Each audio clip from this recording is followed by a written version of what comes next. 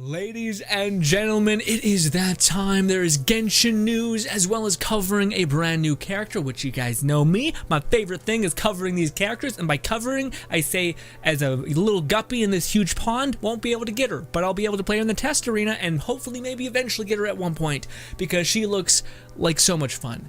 I digress. Ladies and gentlemen, we're going to be continuing to cover all things Genshin like we have been for the last 3 months, and Yanfei is of course a part of that, as well as we're going to be able to check out her skills, a little bit of her background, as well as things, just kind of like a roundabout things in terms of 1.5. We have greater gameplay of each of the new characters coming, Yanfei and of course Eula.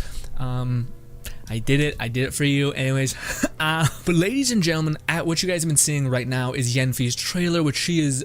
Man, they got that adorable thing on lock. They still haven't really, like, the yandere thing, or not yandere thing, the, like, what is it called?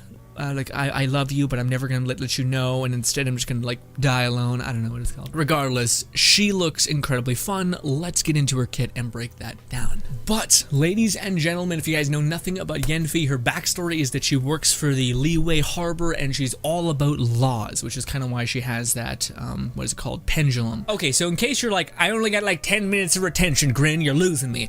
She is a caster that is very, very much a DPS, it seems.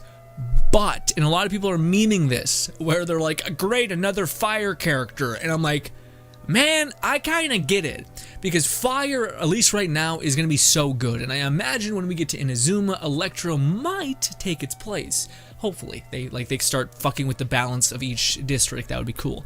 Also giving greater incentive to using different characters and restructuring the game's team comp would be really, really cool if they did it every single massive jump. I digress. Yanfei is an amazing DPS caster, a very selfish DPS caster at that, kind of, although her abilities seem like they scale well enough to where you could switch to her, use her E, and it'd be fine.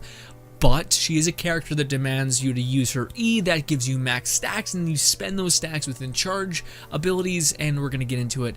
But yes, essentially, think of her as like a catalyst DPS, which is super, super interesting, because the only one that comes to mind is Max Constellation Mona or Ganyu, of course. And Ganyu is already a ton of fun to play, but she has an element that's not necessarily supposed to deal burst damage, although she even still can. So if Yanfei is anything like her, then that's gonna be really, really fun. I digress. Let's get into Yanfei. A well-known legal advisor for Liyue Harbor, a brilliant young lady whose veins run with the blood of the illuminated beasts. For those guys who do not know, I believe that's the same thing as a Ganyu. That's what they were saying. They have she has like she's the same kind of thing where she has like a Adeptus blood or something in her, which is cool. She has horns. That's different, and she rocks them, frankly. Anyways, looks dope. Okay, so this is really cool. This is really, I call this like a donkey stamp, but it looks like it's more than, it's like a little fire Charmander looking thing. Ooh, she's named the Law That Walks. Yeah. So she's very much like law and order kind of whole thing. That's her whole sentiment. If you don't wish to be bound by the rules, you have to first understand them all. Ooh, that's okay. It's real cool. That's a little like lawyery. A little like, I'm gonna know the system. I'm gonna fuck you with it. I'm gonna break you in half by all these shitty rules that can be perceived in this and that way. Yeah, we heard this from the trailer where she works for like Liyue's whole basically business district and stuff like that, contracts, all that. You want legal advice from me? Sure. For legal opinions, I charge a flat rate of 6,000 mora. For advertising, that much mora. For logic, that much mora. Not a bad deal, right? I don't want her anymore. The lawyer vibe was something, and now I've just lost interest. She doesn't want to help us. She's gonna get us. Is all I'm feeling. Man, that really, I don't know why. That whole little like, oh, you're gonna pay me this much. It's like, well, that's not generous at all. I'm gonna walk away, frankly. Ooh, Yanfei's good about work balance, basically. She can turn it on, turn it off. Nice. Okay, so Yanfei's all about like finding loopholes within the laws and like using it to her clients' best interest. Neat. And what's her name? Apparently she's Nin Wang's rival, which is interesting. Yanfei, book nerd. Got it. I'm kind of lost. I'm done. As soon as I heard like oh, you want my advice? Eat shit, pay me. I'm like, I don't want you. Get away from me. I don't know why. It's just a bad vibe. Tofu. She likes tofu. Dope. You and what's her name would love it. Almond tofu, all that. Anyways, this is what we want. All right, this is what we want to see. Although it's very low poly. Anyways, so yes, this is something crucially important. Some characters have a lot going on with their E, their alt, whatever. Yanfei has an incredible amount going on with her basic attack. Well, no, not like Razor. Razor has to do with his E, I guess. She shoots fireballs with her normal attack up to 3 count of pyro damage. Now that seems like what it is. It's 1, 2, 3. So you have 3 casts and then your combo is ended. Nice. Well, not nice actually. That's fine. It's good because her pyro stacks up to 3 times, but you have a constellation that stacks up to 4 times. That's kind of weird because now it doesn't really work because of the chain. Anyways, constellation seems a little less cool now. Anyways, don't worry about it. There's no constellation. I didn't look at least at all. Okay, so essentially Yanfei is casting her normal attack up to 3 times. She builds a seal essentially because she works in the legal department. She has got seals going on. Weird, fine, whatever. Now, what those seals do is they decrease her stamina consumption. Not only that, but I believe when you do a charge attack, it spends the seals and does an exorbitant amount of damage. Cool. And this is what that character is mainly meant to do, is build up seals and then use charge attacks, you guessed it, use charge attacks, and everything kind of facilitates her dealing more damage, having more pyro damage if you have certain abilities set up, all that kind of stuff. But generally speaking, that's why people say that she's a selfish DPS, is because you have to actually build up seals in order to do that. Now, with that being said, though, it does just say that it decreases her stamina consumption with max seals, so it'll be easier for her to run around the battlefield and not lose so much stamina. Now, with that being said, when you leave the party, the seals go away, and if you use a charge attack, I believe it sucks up all the seals. So there's that. Oh, I thought this was her E. No, this is just her charge attack. Man, that's a big amount of AoE damage. Yeah, so she drops a seal or a donkey stamp on the battlefield, which looks crazy. Anyways.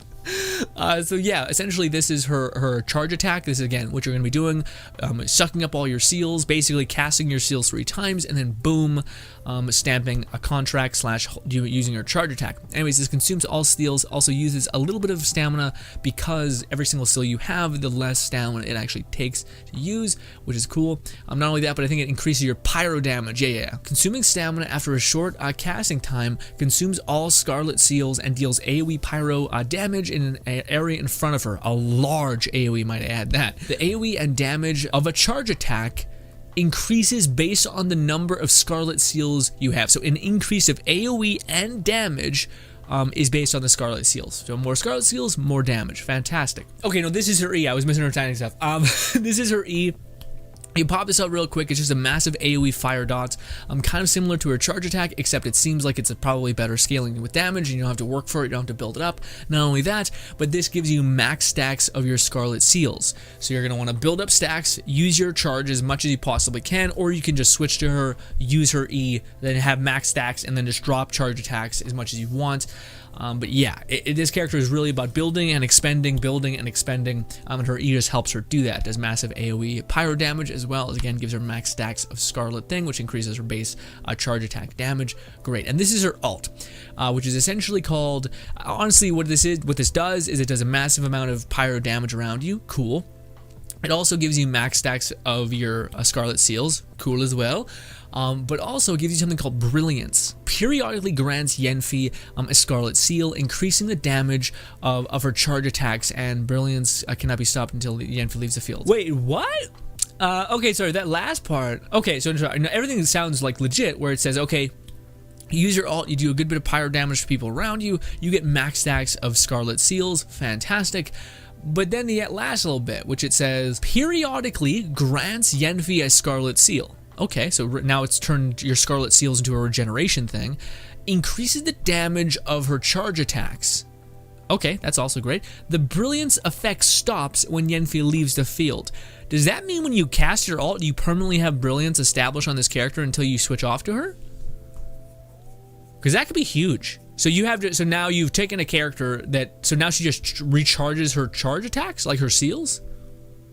That's got to have a cool, that's got to go away at some point. It just seems, yeah, it just seems weird that they would add the, when she leaves the field, it goes away, or when she dies, it goes away. But then it's like, well, if I switch, like, it goes away though, right? Like if I switch off to another character, or sorry, if I stay with her, does she constantly have this thing going?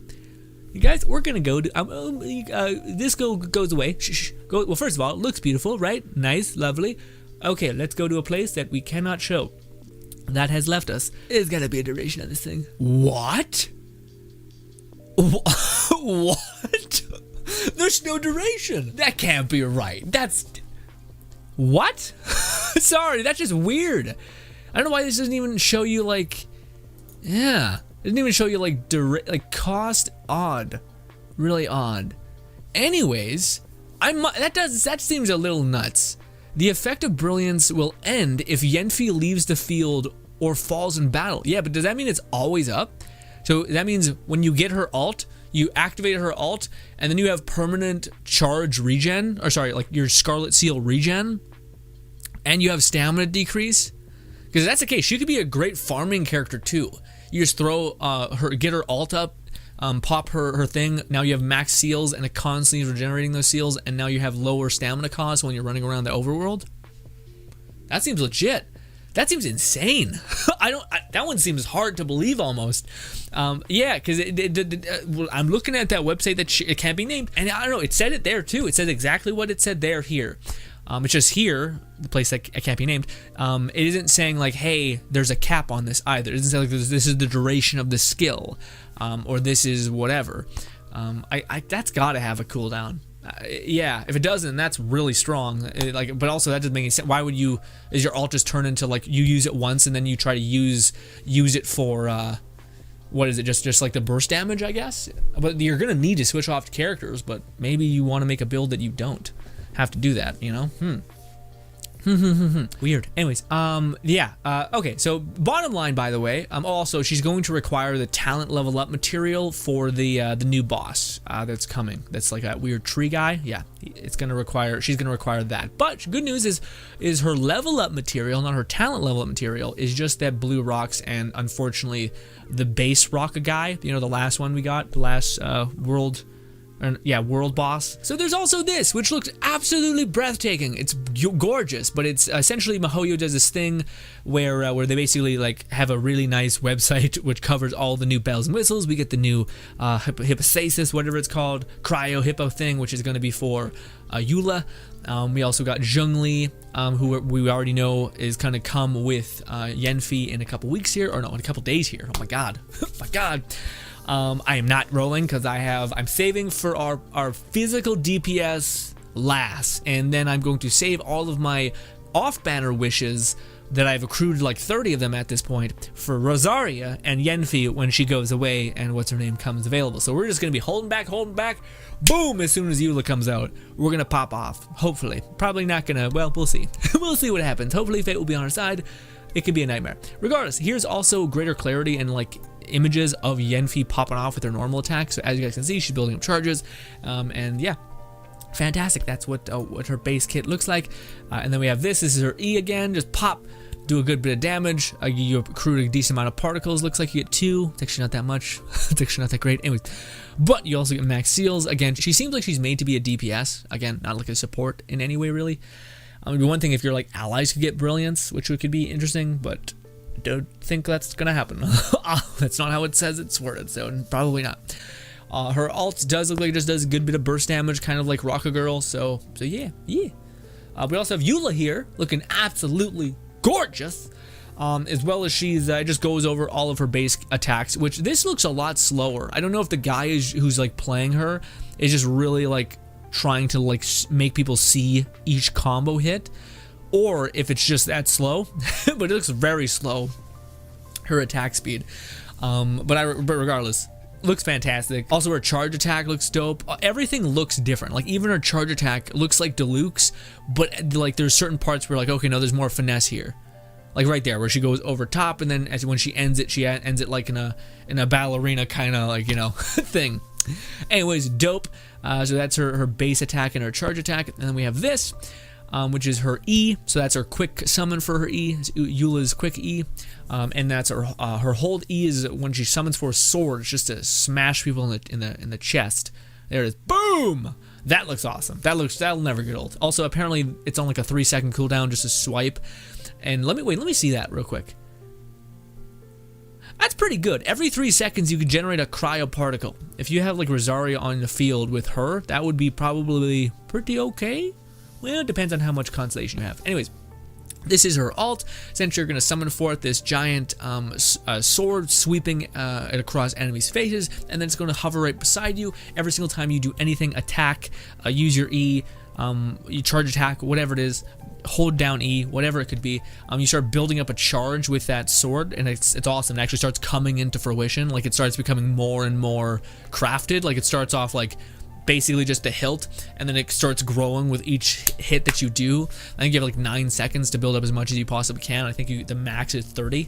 So it'd be really cool to see like attack, because again, it scales off of attacks hit. So you want something with like fire rate or swing speed. So it would be really cool to see her with like a skyward claymore that just like, and her just like hacking the people. Like, I think you want to do a charge attack because you want to get as many hits as you possibly can. And then for that sword to be like fully pristine, like, because I think the more you attack, the more defined and beautiful it looks, and its max charge capacity is 30 hits. But anyways, it embeds in the ground and does this like super amazing holier than thou kind of effect, which is awesome. I digress. And then we just got more stuff. This is a sword that's coming. I think it's actually made for Eula and to some extent Razor. It gives you physical damage, but it also, I think, it's very similar to Venti's ability, except it gives you fire rate or swing speed. Sorry, so it gives you like a good bit of swing speed, so you can just go ahead and again, it kind of answers the like Eula's perfect weapon. You're gonna want to build up an attack as quick as possible so that you can build up your ult's physical DPS, which is also what this thing is scaling up. So yeah. That's gonna be a little while. We know about the artifact sets. Beautiful. This one's made for Razor, Eula, and Rosaria, and anyone who else is gonna scale off physical damage. And we also are gonna be farming some good shit for Zhongli if you happen to get him here. I don't know if it's better to two-piece. Yeah, the two-piece weirdness. Well, I don't know. But anyways. These are the events that are coming, by the way, in greater detail. This is kind of just echoing what we've seen in the stream. Again, this is one of those events where it's just going to be like pretty damn hard. We're going to be going around the world collecting crystals that can make it less hard, but it's still going to be probably pretty difficult. Again, another kind of like wave-based survival thing, except this time it's more like a free trial run for all the characters, because you're going to be able to use, you're going to have to use the MiHoYo's teams essentially, so you're going to know what you're going to want and need. We're also going to be hunting down hilly trills, doing weird things. I'm assuming that this is the devs being like, hey, just in case you didn't know, there's hilly trills that can give you primo gems, and they most of the time give you cabbages, and when they do give you primo gems, it's like 2. Anyways, rough. Prop hunt, nice. And last thing, this worries me. Is the Serenity Pot the last thing we get? Because that sucks. I really hope the Serenity Pot is the first thing we get and not the last thing. Because the way they have these scaled out, it's the last fucking thing. Which would be really shitty to get housing last. Yeah, especially when people are saying that we're going to get a hefty amount of content in the next bit of business. You know, I hope that's not how they done. I hope they don't do us dirty like that.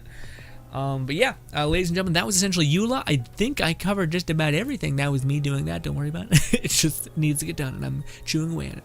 So, wrapping things up, will I get Eula? I want to, but also I don't want to. And I feel like everyone is getting to that place in Genshin where they're kind of like, I mean, these characters look cool, but it's kind of a lot to level up characters. And my other characters are already doing good.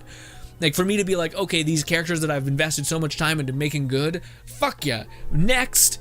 And then you're like, but I don't even have the resources to do that. Or like, what? Like, or I'm just going to be kicking myself in the foot because I don't have every, I'm not a whale, I don't have every character leveled up so I can perfectly, like, team synergize with everything, you know? So I feel like everyone's getting to that fatigued point a little bit in terms of, like, already having established good characters. So when other characters come down the pipeline, even if they're, like, 20% or 10% better than our current characters, you're kind of like, eh, it's dope. It would be cool if I could build her. Maybe like you like her look a lot. I don't know. But again, she looks fantastic. But it like everyone, like MiHoYo's been doing this thing where they're like main DPS, main DPS, main DPS, which is good because if anyone's gotten into the game at this point, you should probably have any character that's somewhat eligible to be a main DPS. The fact that they're adding more characters that are 4 stars like that means randomly through wishing you could potentially get that. Also, Eula doesn't seem like she has too many things in her constellation that make her like outside of the realm of realistic expectation. You know what I mean? Like, you need this constellation to make her good. It doesn't seem like there's too many of those in her kit, which seems pretty cool. I will say, after playing Hu Tao, I am a little bit fatigued about elemental synergizing all the time, where I'm like, apply a wet status, use this ability, fuck, it used the other ability's effect and took the pyro or the wet proc, god damn it, and now you're having to perfectly line things up, and then I'm just like, hey Eula or Razor, with that new artifact set, maybe with that new weapon, hey, I just want to hit stuff. I don't want to have to sit there and be like, okay, oh, I fucked it up, no, now it's on a fucking cooldown, now I gotta hit, I don't have any healer, because you can't have a healer on the team, because you need the healer, but also the elemental synergy is just, I'm losing it. Ladies and gentlemen, we will continue to cover Genshin a great deal on the channel. Hopefully you stick around. I know what that was. Hopefully you stick around. We will be covering a lot of 1.5. I will not be trying to wish for Yanfei. I keep saying Eula's on the mind. But yeah, I will not be able to like wish for her and get her and build her, but I will show her off in the test arena. I'm going to be saving for Eula because I got Zhongli already. I don't think I need another constellation for him. 2 pillars would be cool, but doesn't seem entirely necessary. Yeah. Also, it would be cool if they the next 2 characters they added were supports, because I think a lot of people right now are kind of in the weird wheelhouse where they're like, we kind of got DPSs, but not everybody. But I feel like a lot of people with the last couple banners have been like DPS. We don't have another Albedo kind of like pretty decent support. Albedo is an okay support, but I digress. Anyways, he's good. It's just not like, well, he's got pitfalls the other characters don't have, like Fischl. Anyways, I digress. I would take a C6 Fischl and then a 1 Albedo. You know what I mean? Like that's where we're at. Anyways, thank you so much again for anyone who's wishing for her. I wish you luck. I bet you'll get her. She's a 4-star. You'll get her eventually. Her constellation seems good, but not necessary, which is very cool. And yeah, just seems like if you don't have any DPS, if you're just getting into the game, Zhongli's an amazing support, and she is fantastic in as well. Or like she seems fantastic. She's a pyro caster who seems like she's in the DPS role. Feel like it's hard to fuck that up, but they could, because it's a 4-star. Who knows? I doubt it. I feel like she'll be at least on Razor's level, if not more, because she is pyro and can do vaporize. But ladies and gentlemen, I digress. Thank you so much for your time. Hopefully you do enjoy the rest of your day, and goodbye.